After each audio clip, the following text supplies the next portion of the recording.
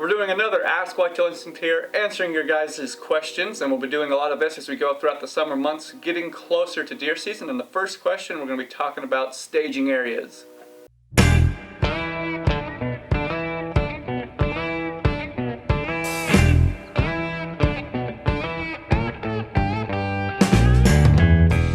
This is another username, so we're going to go with it, and you know who you are if I mess it up. NeoToxo54. Whoa!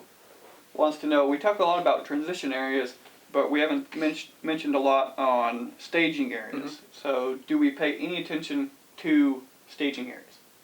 Yes and no, because we don't hunt a lot of like food sources necessarily where you're going to have kind of a little staging area off to the side. We're trying to get close to the bedding area, but there's still, I guess I call the area kind of around a buck bed where he's going to get up and browse and kind of move in that first 100 yards kind of as our staging areas. And that's what we're trying to get ourselves in. That's the bubble we're trying to put ourselves in. So for us, our staging areas is that area around the bed that buck's getting up in daylight, walking around and feeding before he's doing all this stuff overnight. So that's our staging areas, and that's the bubble we're trying to put ourselves in.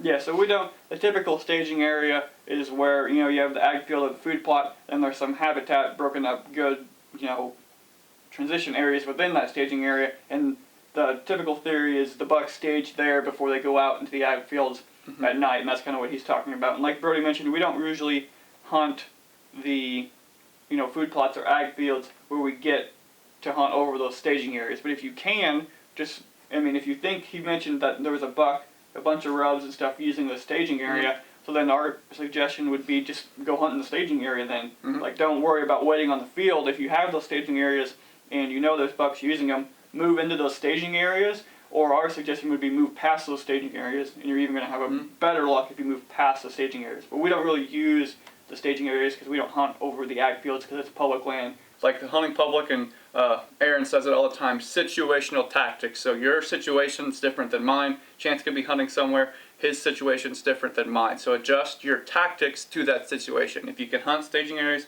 hunt them. If you have to get in that kind of bedding staging area bubble like we're doing, do that. So situational tactics and adjusting them to what you're seeing. So we did a scouting video a while back when me and you both went out and scouted, and you ended up finding that one deadhead on the one that we scouted.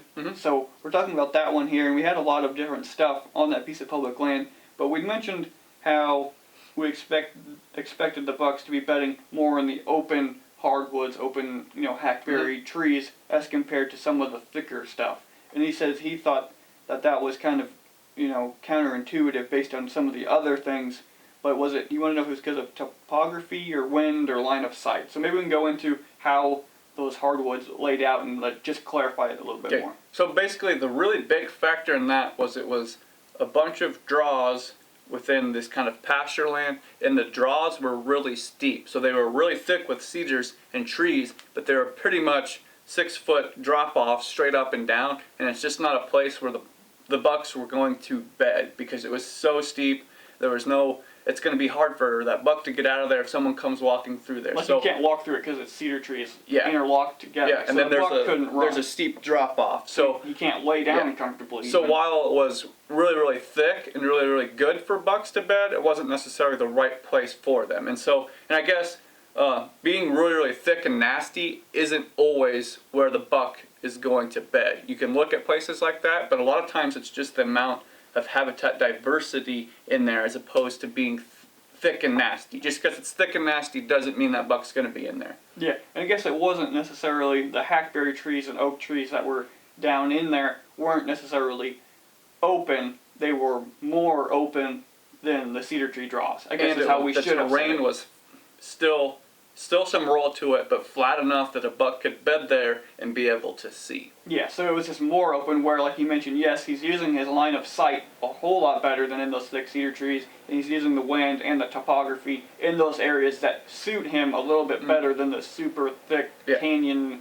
cedar tree stuff. And what we were finding was they weren't necessarily in the middle of the open trees. They were right where that thick stuff met the open stuff. So again, there's that transition. So it was right where the thick stuff and those draws flattened out enough that he could sit there and still be able to see. So right on that line. So not in the middle of the thick stuff, not in the middle of the open stuff.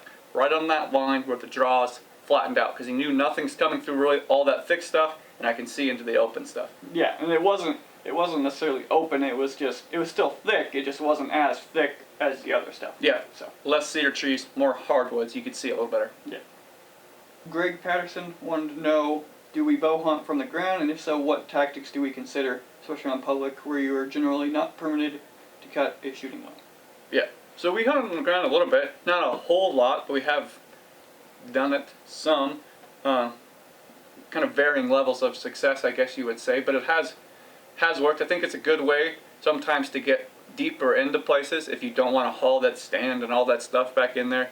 But I think, like you mentioned, with not being able to cut shooting lanes, you really do have to think about your setup more and where you think they're coming from, because you're on the ground, you're eye level. Your shooting lanes are sometimes worse than they are going to be when you're in the tree. So you really have to think about your setup when you're sitting on the ground. That's the thing I've noticed. I did it a couple times on some of the new pieces I hunted last year, and it seems like the learning curve is pretty steep as far as hunting on the ground.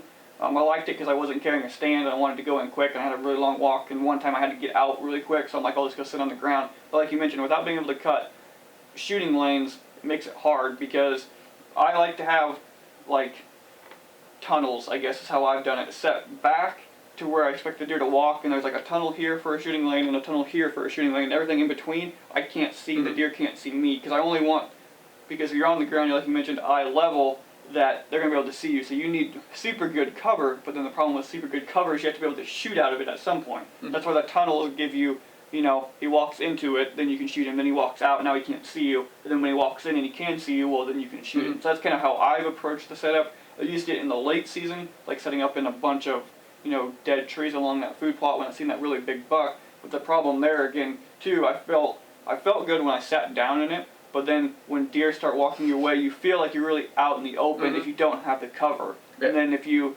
don't have the cover, you can shoot, but if you have the cover, you're covered, but then it's really hard to shoot. So the ground is a steep learning curve. I know Zach's figured it out, but I feel like the learning curve is pretty steep, and it's going to take a lot of busted deer to figure it out. Yeah, and that's the hard part too. If you're in an area where you feel like you're going to have a lot of does or young bucks walk past you first, you again really have to think about your setup so that you're in an area where they're not going to smell you, they're not going to see you, they can get past, so that then that big buck will come past you. And I don't think there's never like the perfect ground setup. Like you can get in a tree stand and have a lot of good places to shoot and stuff like that, but if you're on the ground, you get there and you're kind of like, oh man, like I can see here, but I can't see over here. And if I sit here, then I can see here, but I can't see here. That's the kind of thing I like to be able to be a bit more visual. Sometimes I feel hemmed in on the ground where you only can look like right here, and you don't quite know what's going on. So yeah, for me it's just the setup. Like you said, you really have to think about it, really have that stuff kind of planned out when you're doing it.